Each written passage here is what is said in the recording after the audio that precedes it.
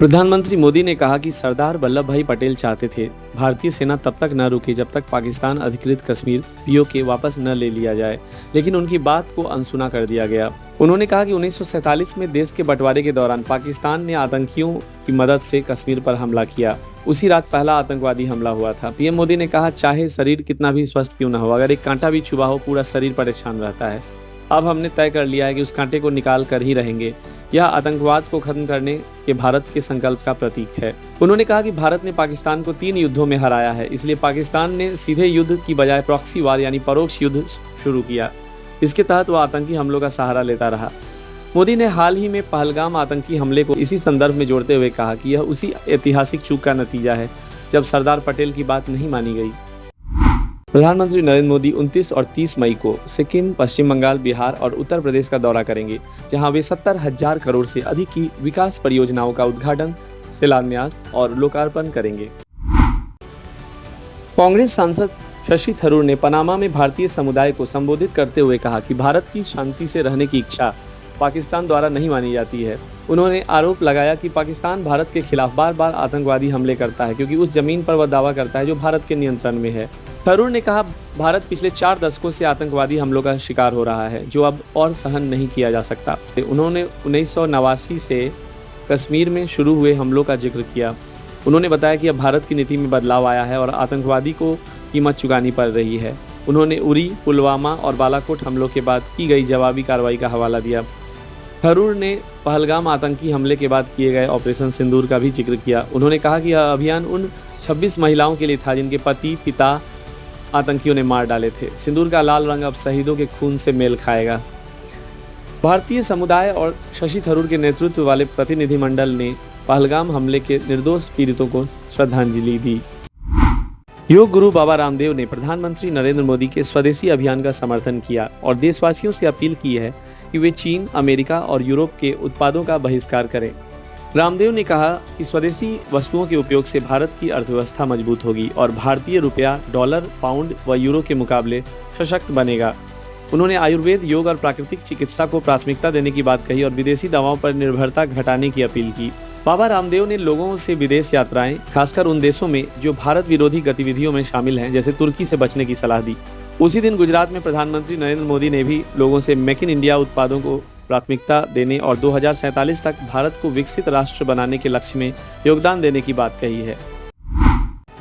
DMK ने मक्कल निधि Maiam MNM party को एक राज्यसभा सीट आवंटित की है और इसके संस्थापक व अभिनेता कमल हासन को राज्यसभा के लिए पार्टी का उम्मीदवार नामित किया है। MNM नेता मुरली अपस ने कहा, पार्टी ने उन्हें सदस्य बनने के लिए प्रस्ताव पारित किया है। डीएमके गठबंधन ने अपने अन्य 3 उम्मीदवार सलमा, अधिवक्ता P विल्सन और SR शिवलिंगम के नाम की भी घोषणा की है। तमिलनाडु विधानसभा में 234 सदस्य हैं और एक सीट जीतने के लिए 34 विधायकों का समर्थन जरूरी होता है। डीएमके नेतृत्व वाले इंडिया गठबंधन के पास 158 विधायक है, जिससे यह 4 सीटें आसानी से जीत सकता है। बीजेपी कर्नाटक अध्यक्ष विजेंद्र येदुरप्पा ने अभिनेता और राजनेता कमल हासन पर कड़ा हमला बोला है। उन्होंने हासन के उस कथित बयान की निंदा की है जिसमें कहा गया था कि कन्नड़ भाषा की जड़ें तमिल में है। येदुरप्पा ने इसे 6.5 करोड़ कन्नड़वासियों के आत्मसम्मान का अपमान बताया और कमल हासन से बिना शर्त माफी की मांग की है। उन्होंने कहा कि मातृभाषा से प्रेम होना चाहिए, लेकिन दूसरी भाषाओं का अपमान करना अशिष्ट और अहंकारी व्यवहार है। उन्होंने यह भी कहा कि हासन, जिन्होंने कन्नड़ फिल्मों में काम किया है और यहाँ के लोगों से लाभ उठाया है, अब उन्हीं का अपमान कर रहे हैं।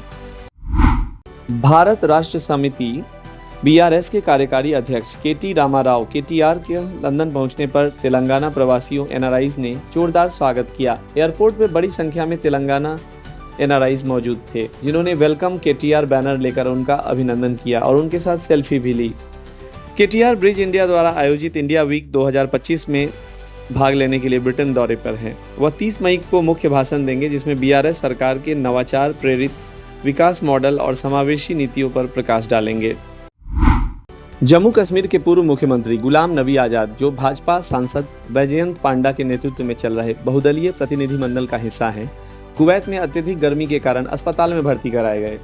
उन्होंने सोशल मीडिया पर जानकारी देते हुए बताया, ईश्वर की कृपा से अब मेरी तबीयत ठीक है और मैं तेजी से स्वस्थ हो रहा हूँ। सभी टेस्ट सामान्य आए हैं और आप सभी की चिंता और प्रार्थनाओं के लिए धन्यवाद।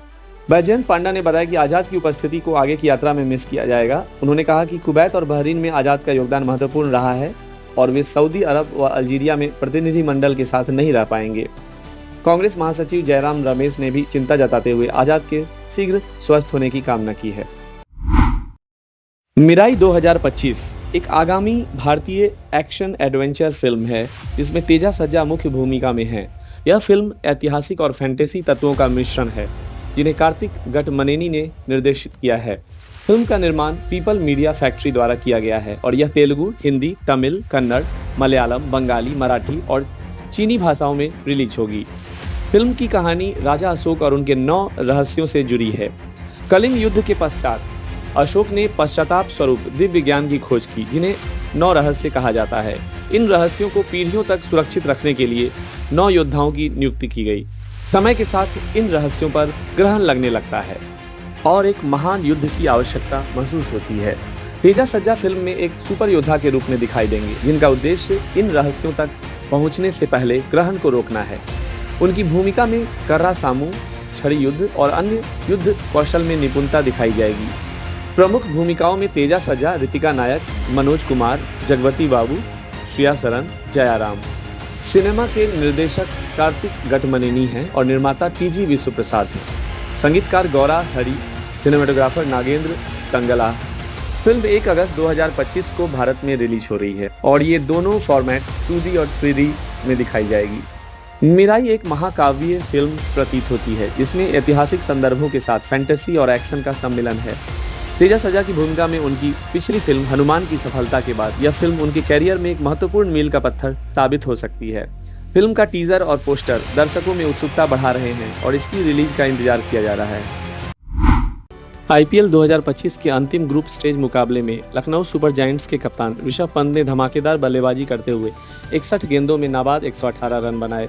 इस पारी में उन्होंने 11 चौके और 9 छक्के लगाए और 193.44 की स्ट्राइक रेट से बल्लेबाजी की। पंत ने मिशेल मार्क्स 67 रन के साथ मिलकर 152 रन की साझेदारी की और आरसीबी के गेंदबाजों की जमकर धुनाई की।